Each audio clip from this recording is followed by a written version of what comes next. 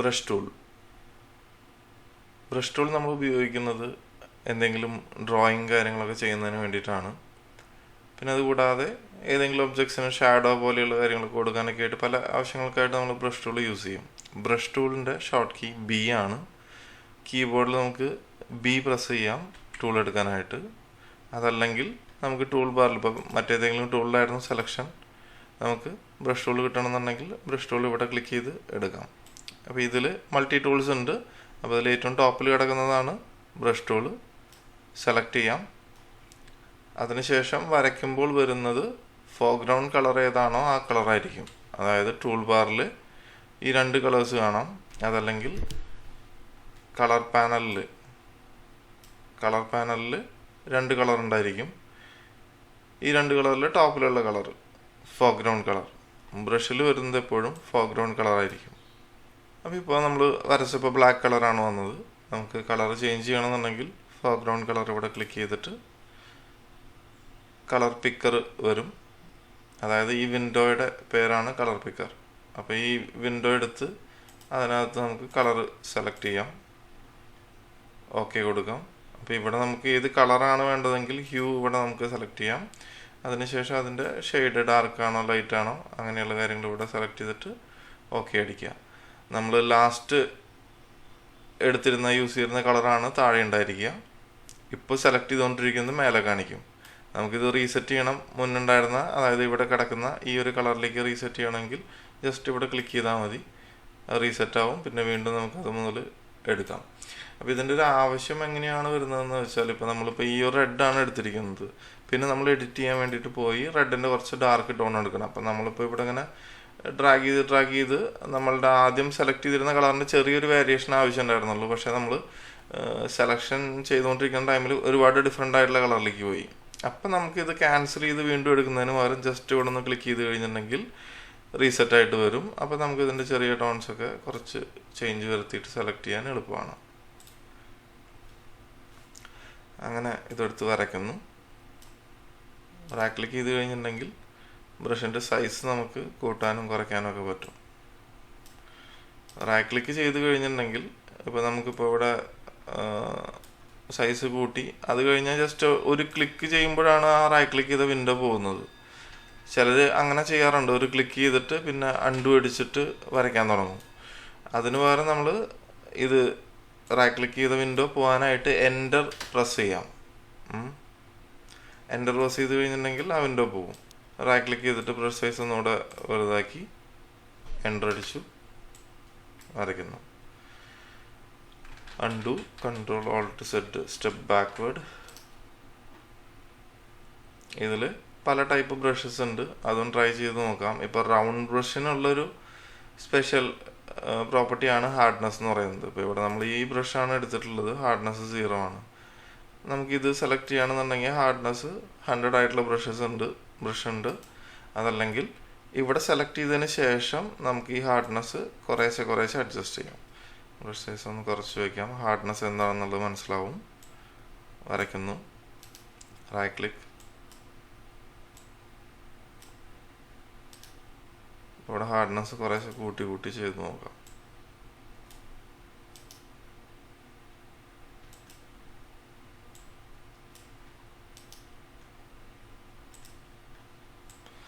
ഇതാണ് ഈ ഹാർഡ്നെസ് എന്ന് പറയുന്നത്. അതായത് എഡ്ജ് നല്ലോണം ഹാർഡായി വരും.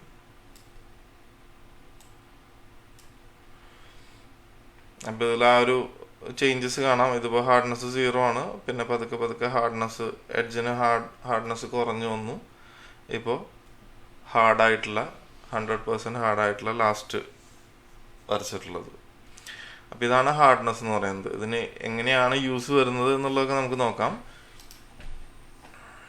പിന്നെ മറ്റു പല ബ്രഷസ് ഒന്ന് എടുത്ത് ഡ്രോ ചെയ്ത് നോക്കുക തന്നെ വേണം. ഓരോ ബ്രഷസും എടുത്ത് ട്രൈ ചെയ്യുക. നമുക്ക് ഒരു ബ്രഷിന് ഒരുപാട് അങ്ങനെ പഠിപ്പിക്കാനില്ല.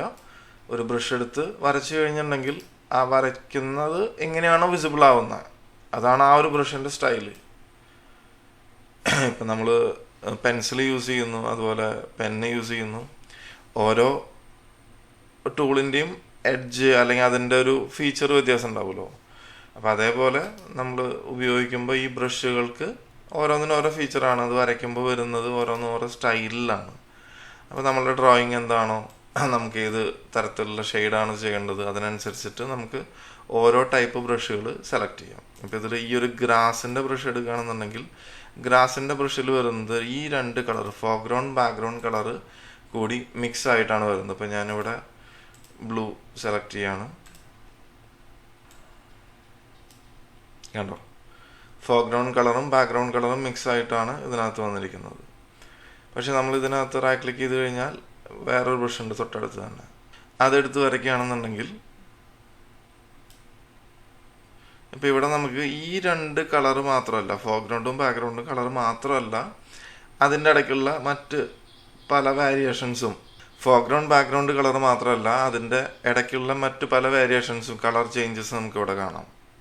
അതാണ് ഈ ഒരു ബ്രഷിൻ്റെ പ്രത്യേകത. ഇനി ബ്രഷിൻ്റെ അഡ്വാൻസ്ഡ് ആയിട്ടുള്ള ഒരു ഏരിയ വേറെ വരുന്നുണ്ട്. അതിൽ നമുക്ക് ഈ പറഞ്ഞ പോലെ ഇതുപോലെ നമുക്ക് ബ്രഷസ് മാറ്റാനും, അതായത് ഇപ്പോൾ ഇതിൻ്റെ ക്ലിക്കിൽ തന്നെ ഓരോ ചേഞ്ചസ് വരുന്നതൊക്കെ ചെയ്യാനൊക്കെ പറ്റും.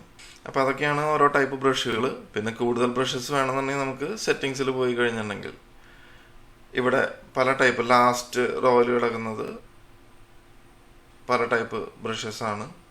അപ്പോൾ ഇതിൽ നിന്ന് നമുക്ക് ഓരോ ടൈപ്പ് ബ്രഷ് സെലക്ട് ചെയ്യാം. സെലക്ട് ചെയ്യുമ്പോൾ അത് റീസെറ്റ് ചെയ്യാനുള്ള, അതായത് പുതിയ ബ്രഷ് വരുമ്പോൾ ആ ബ്രഷസ് മാത്രം കണ്ടാൽ മതിയെങ്കിൽ ഓക്കെ അടിക്കാം. അതല്ല ഇപ്പോൾ ഉള്ള ലിസ്റ്റിൻ്റെ ഒപ്പം അത് ആഡ് ചെയ്യാനാണെങ്കിൽ അപ്പൻഡ് കൊടുക്കാം. അതല്ലെങ്കിൽ പുതിയ ബ്രഷ് എടുക്കാനുള്ള സ്റ്റെപ്പ് ക്യാൻസൽ ചെയ്യണമെങ്കിൽ അതിവിടെ ക്ലിക്ക് ചെയ്യാം. ഇപ്പോൾ അപ്പൻഡ് കൊടുക്കുകയാണെങ്കിൽ ഇത്രയും ബ്രഷസ് ഇവിടെ ഉണ്ടാവും. പ്ലസ് ഇപ്പോൾ നമ്മൾ എടുത്തിട്ടുള്ള കാലിഗ്രാഫിക് ബ്രഷസ് ആഡ് ആവും. ഓക്കെ, അപ്പോൾ ഇതാണ് കാലിഗ്രാഫിക് ബ്രഷസ്, അത് ആഡ് ആയിട്ടുണ്ട്. ഇനി ഞാൻ വേറൊരു സെറ്റ് ബ്രഷ് എടുക്കുകയാണ്, നാച്ചുറൽ എടുക്കുമ്പോൾ ഓക്കെ കൊടുക്കുകയാണെങ്കിൽ നേരത്തെ പറഞ്ഞ പോലെ തന്നെ ഇപ്പോൾ ഉള്ള പ്രസൻറ്റ് സെറ്റ് കംപ്ലീറ്റ് ക്ലിയർ ആയിട്ട് നാച്ചുറൽ ബ്രഷസ് ആഡ് ആവും. ഓക്കെ, അപ്പോൾ ഇങ്ങനെയാണ് നമ്മൾ ഓരോ ബ്രഷസ് എടുക്കുന്നത്. നമുക്കിതിൽ ഡീഫോൾട്ട് വരുന്ന പഴയ ബ്രഷസ് ആണ് വേണ്ടതെങ്കിൽ നമുക്കത് റീസെറ്റ് ചെയ്യാം. റീസെറ്റ് ബ്രഷസ് കൊടുത്തു കഴിഞ്ഞാൽ ഓക്കെ, ഡീഫോൾട്ട് വരുന്ന ബ്രഷസ് അല്ലെങ്കിൽ കൂടുതൽ യൂസ് ചെയ്യാൻ സാധ്യതയുള്ള ബ്രഷസ് ഇവിടെ വരും, കോമൺ ആയിട്ടുള്ളത്. ഡീഫോൾട്ട് കളറായിട്ടുള്ള ഡി പ്രസ് ചെയ്ത് കഴിഞ്ഞാൽ ഫോർഗ്രൗണ്ട് ബാക്ക്ഗ്രൗണ്ട് കളർ ഡീഫോൾട്ട് കളറായിട്ട് മാറും, ബ്ലാക്ക് ആൻഡ് വൈറ്റ്. അതിനുശേഷം ഞാൻ കൺട്രോൾ ബാക്ക് സ്പേസ് അടിച്ച് ബാക്ക്ഗ്രൗണ്ട് കളർ ഫിൽ ചെയ്തു. ബ്രഷ് എടുക്കുന്നു. ഇനി ചെയ്യാൻ പോകുന്നത് ഒരു ഷെയ്ഡിങ്ങിൻ്റെ, ഇനി ബ്രഷ് യൂസ് ചെയ്തിട്ട് എങ്ങനെയാണ് ഷെയ്ഡ് ചെയ്യുക എന്നുള്ളത് നോക്കാം. വരയ്ക്കുന്നത് നമ്മളുടെ ഇഷ്ടം പോലെ എന്ത് ഒബ്ജക്റ്റ് വേണമെങ്കിൽ വരയ്ക്കാം. നമ്മളൊരു ലെയർ ആഡ് ചെയ്യുന്നു. ഞാനിവിടെ ബ്രഷിൻ്റെ സൈസ് ഒന്ന് കൂട്ടിയിട്ട് ഒരു സർക്കിൾ ക്രിയേറ്റ് ചെയ്യാണ്. അപ്പോൾ അതിൻ്റെ എഡ്ജ് ഷാർപ്പായിരിക്കാൻ വേണ്ടിയിട്ട് ഇതിപ്പോൾ ഞാൻ ക്ലിക്ക് ചെയ്ത് കഴിഞ്ഞാൽ കാണാം ഇങ്ങനെയാണ് വരുന്നത്. എനിക്കത് പ്രോപ്പർ എഡ്ജുള്ള ഒരു സർക്കിളാണ് വേണ്ടത്. അപ്പോൾ അതുകൊണ്ട് ഹാർഡ്നെസ് കൂട്ടി എൻ്റർ അടിച്ചു. ബ്ലാക്കിന് പകരം മറ്റൊരു കളർ കൊടുക്കാം.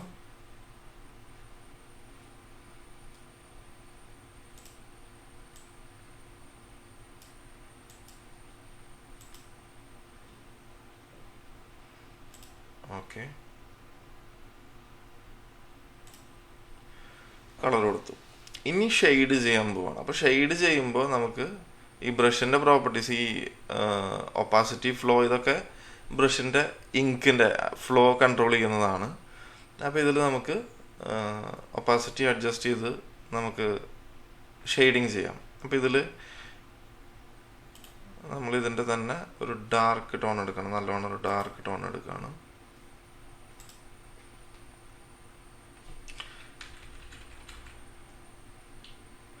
ബ്രഷ് സൈസ് കുറയ്ക്കുന്നു.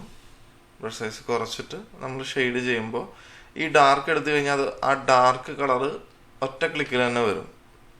നമുക്ക് ഒപ്പാസിറ്റി കുറച്ച് കഴിഞ്ഞാൽ അല്ലെങ്കിൽ അഡ്ജസ്റ്റ് ചെയ്താൽ മാത്രമേ നമുക്ക് ഷെയ്ഡിങ് സ്മൂത്തായിട്ട് ചെയ്യാൻ പറ്റുള്ളൂ. ഓക്കെ, അപ്പോൾ നമ്മൾ ഒപ്പാസിറ്റി കുറച്ചതിന് ശേഷം ഹാർഡ്നെസ്സും കൂടെ കുറയ്ക്കണം. ഹാർഡ്നെസ് കുറച്ചില്ലെങ്കിൽ എന്ത് സംഭവിക്കും? ഇത് കണ്ടോ, ഇതിങ്ങനെ എഡ്ജായിട്ട് ഇങ്ങനെ സെപ്പറേറ്റ് ആയിട്ട് നമുക്ക് കാണാം ഓരോ എഡ്ജും. അതായത് വരയ്ക്കുന്ന ആ ഒരു ഇങ്ക് ബ്ലെൻഡ് ആവുന്നില്ല. അതുകൊണ്ട് നമ്മൾ എന്ത് ചെയ്യും, ഹാർഡ്നെസ്സും കൂടെ കുറയ്ക്കുന്നു. ഹാർഡ്നെസ് കുറച്ചിട്ട് എൻ്റർ അടിച്ചു. ഓക്കെ,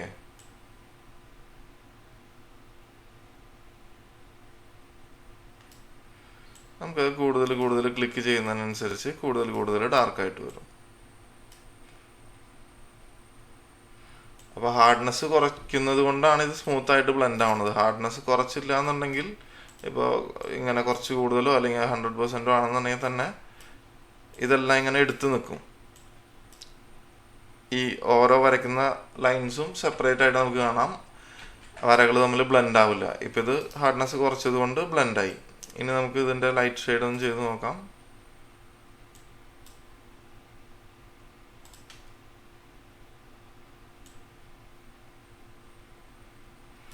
ഓക്കെ, ഇപ്പോൾ ഇവിടെ 23 ആണ് ഒപ്പാസിറ്റി കിടക്കുന്നത്. ഇതിപ്പോൾ കൂടുതൽ ആണ് കിടക്കുന്നതെങ്കിൽ, ഇപ്പോൾ കുറച്ചിട്ടുള്ളൂ എന്നുണ്ടെങ്കിൽ പോലും അത് പെട്ടെന്ന് കളർ ഫില്ലാവും. അപ്പോൾ അതുകൊണ്ട് ഒപ്പാസിറ്റി നമുക്ക് കുറച്ച് ചെയ്യാം. ഇനിയിപ്പോൾ ഇത് ഇവിടെ ക്ലിക്ക് ചെയ്തെടുക്കേണ്ട ആവശ്യമില്ല. നമ്മുടെ കീബോർഡിൽ നമ്പേഴ്സ് പ്രസ് ചെയ്ത് കഴിഞ്ഞാൽ 5 പ്രസ് ചെയ്ത് കഴിഞ്ഞാൽ 50, 2 പ്രസ് ചെയ്ത് കഴിഞ്ഞാൽ 20, 3, 5, 35, അങ്ങനെ 2 കീ അടുപ്പിച്ച് കഴിഞ്ഞിട്ടുണ്ടെങ്കിൽ അതായിരിക്കും വാല്യൂ വരിക. അപ്പോൾ അങ്ങനെ നമുക്ക് ഒപ്പാസിറ്റി കീബോർഡിൽ അഡ്ജസ്റ്റ് ചെയ്യാം. കണ്ടോ, അപ്പോൾ അങ്ങനെ സ്മൂത്തായിട്ട് വരും. അപ്പോൾ അങ്ങനെ കൂടുതൽ ക്ലിക്ക് ചെയ്യുന്നതിനനുസരിച്ച് നമുക്ക് ബ്രഷ് സൈസ് കൂട്ടണമെങ്കിൽ കൂട്ടാം, ഓക്കെ, കുറയ്ക്കണമെങ്കിൽ കുറയ്ക്കാം. മനസ്സിലായോ? അപ്പോൾ ഇതുപോലെയാണ് ബേസിക് ആയിട്ടുള്ള ഷെയ്ഡിങ് ചെയ്യുമ്പോൾ എപ്പോഴും ഒപ്പാസിറ്റി കുറച്ചിട്ട് ഹാർഡ്നെസ് കുറച്ചിട്ട് വേണം ചെയ്യാനായിട്ട്. ഓക്കെ, പിന്നെ എല്ലാം ഇതുപോലത്തെ ടൈപ്പ് ഷെയ്ഡിങ് ആയിരിക്കണം എന്നില്ല.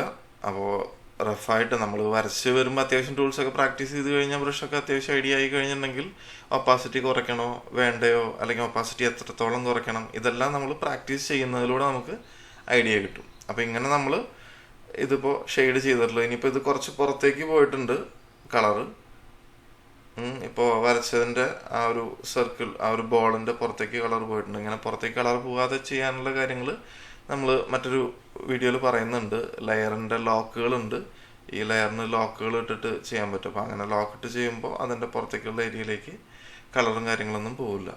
ഓക്കെ, അപ്പോൾ ഇങ്ങനെയാണ് ബേസിക് ആയിട്ടുള്ളൊരു ഷെയ്ഡിങ് നമ്മൾ ചെയ്യുന്നത്.